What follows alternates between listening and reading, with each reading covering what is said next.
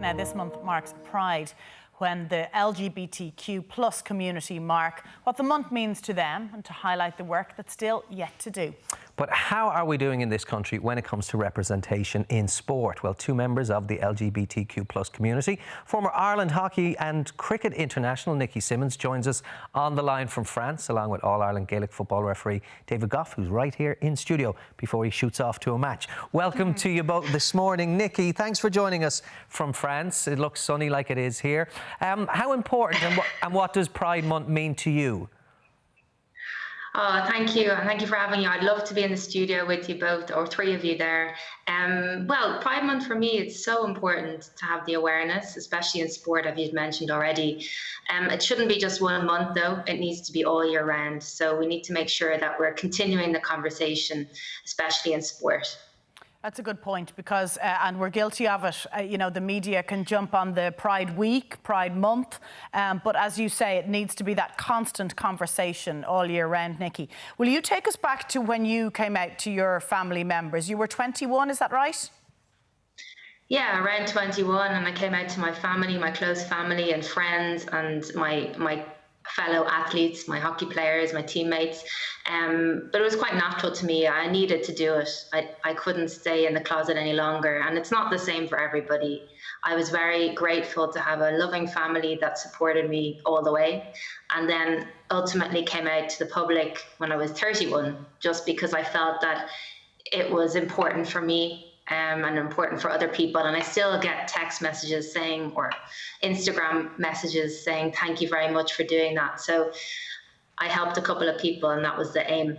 I'd say you helped more than a couple of people, Nikki, to be perfectly honest with you. You're excelling at your sport. You're the most capped hockey player in Ireland. Why did it take that 10 years for you to come out to everybody else? I think the moment was right. It was just an opportunity that came on Second Captains. They asked me to come on the show with Donal Óg as well. And it was just a moment was right. And I felt a bit responsible to do that and to show the public that it was okay. And I was great and I was fine and I was really happy being myself. And I was able to perform at a highest level, no matter what was happening in my personal life. And I just think it was really important to show awareness. And being the first female athlete to come out was something I was kind of, I don't know, it was weird for me that no one else had come out. And I think it was time. And hopefully it was a ripple effect to other people. And there is a difference between male and female, and I'm sure you're going to talk to David about that. Yeah. Well, I was just going to ask you, do you feel in any sense, or you can tell us what maybe you feel the difference is between male sports stars and female sports stars coming out? And I guess, is it in any way easier for female sports stars to do it? Well, yeah, I suppose you could say easier. At the time when I'm growing up, it was normal, not normal, but like people would say, oh, you play sports, you must be a lesbian. And a lot of times I talked about on Second Captains as well. And the difference between that male and female was very clear. Whereas males coming out would be seen as, oh, you can't play sport, you're gay, right? So it was very different for women. And especially being muscly and strong, you look more masculine, and people assume that you're gay as a woman playing sport. Very different for men. We'll get David's take on it in a moment, Nikki, but I'm just curious to know, men have role models. Did you have any role model? Because it took huge courage for you to come out. There was no one to follow in Ireland. Yeah, absolutely. I think the thing is, I had a lot in hockey. I had quite a few people around me who were gay or lesbian women, and that really helped me. Having that close-knit community around me. Hockey is a very special sport in that it's very inclusive. So I was lucky in that way. Other sports not so inclusive, and other countries not so inclusive as well. We have to remember that.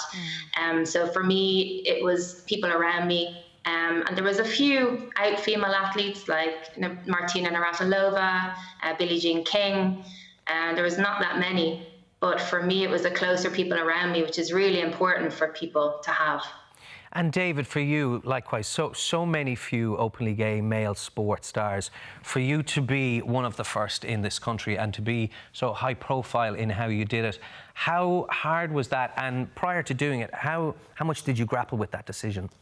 I suppose I had struggled for a very long time from coming to the realisation that I was gay until I had a very private coming out in 2011 and then again a very public coming out in 2015. So there's a gap of 8 years there, and it was extremely difficult for the first 4 years. The stress, the fear, the anxiety, the worry that people were going to treat you differently, that for some reason you weren't going to live up to their expectations and that you were going to let them down. And those, what turned out to be irrational fears, were very difficult to deal with at that time. Why are you thinking you're going to let people down with an announcement like that? I suppose that growing up in a traditional, large Catholic Irish family, your parents, your grandparents, aunts and uncles would all have expectations and hopes and dreams for your life. And for a young man, I suppose, expectation is that you're going to grow up, get married and have kids, that your parents are going to have grandkids, your grandmother's going to have great-grandchildren. Yeah. And I suppose you're worried about letting them down in that aspect. And I suppose you're worried that they're going to worry about your life and what your life is going to be like after coming out. And then to come out as a public figure, as such a high-profile referee, will you take us back to 2015? It was the year of the marriage equality referendum. You wanted to wear the rainbow wristbands, and working for an organisation like the GAA, what resistance were you met with?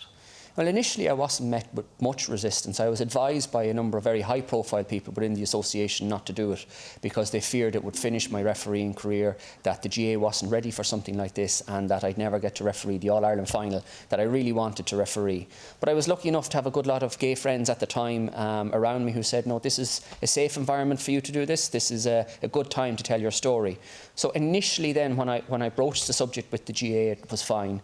But as the week went on, the story started to change, and by the time the Saturday morning came before the match, it was, well, you can wear the wristband in the dressing room but you can't wear it out onto the pitch. And I said, well, that's not going to happen. And then they relented a little bit and said, well, you can wear it out into the stadium, out to the sideline, but you can't cross the white line onto the pitch. So it started to become farcical. And then eventually they said, no, look, you're not allowed to wear it at all.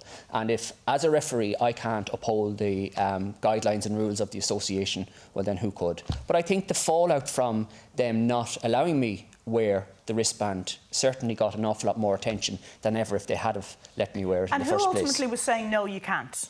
Well, the powers that be in the association, so the Ard Stewart at the time and the president of the association. But it has changed and come on so much, and the GAA have supported Pride March. Pride March is the Dublin Pride March, which the organisation, the association, marched in 2019.